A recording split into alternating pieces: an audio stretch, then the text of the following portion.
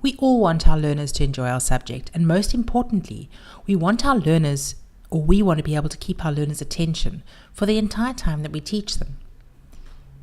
How do we do this? How do we keep our learners' attention and make sure they listen and enjoy our subject? Well, there are two key ways of doing it. The first is probably obvious, but yet we often don't know how to do this, and that is to be interesting. There is nothing worse than a boring teacher. If they find a subject boring, it's often the teacher's fault. So how do we keep them interested? Well, we need to use a variety of teaching methods. You can't over-assess. Assessment gets the learners down. You need to make sure that the resources you use in class are interesting and appropriate and relevant. And when you talk and give examples, make sure those examples are relevant to the learners and that they're actually real opinions, and allow the learners to give their own opinions. Make sure the activities are creative and that they're original, and that the learners are having fun. The other thing to do is to make sure the learners are busy. Learners should never sit with nothing to do. This is often when the behavior problems come out, and it gets difficult to keep the learners focused and get them back to working. Learners will get bored if they have to listen to the teacher talk for too long. So make sure you do diverse and give them activities. They say learners shouldn't do more than one activity for 20 minutes, then they'll get bored. And never ever read out of a textbook. This is the most boring thing for learners.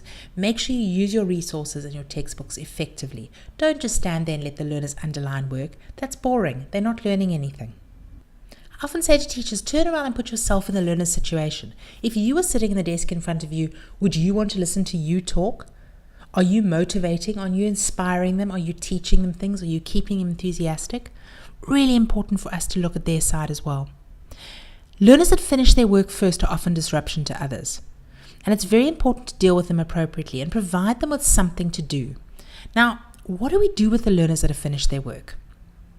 Well, the first thing is to acknowledge success. Congratulate them. They've achieved something. Once you've done that, provide them with another task to do. Now, I know sometimes this is difficult because you're helping the learners who haven't finished yet, but you can pre-prepare a lot of these aspects. The first is possibly create your own word search. Get the learners to create their own word search using important words in the activity. Lovely challenge for learners of any age.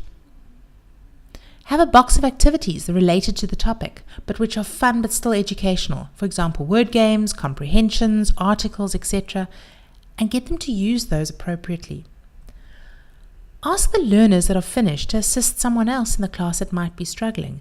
This often gives them a sense of responsibility, and then more and more learners want to finish their work quickly so they can help the others. But most importantly, when you see the learner's attention drifting during a lesson, ask yourself two questions.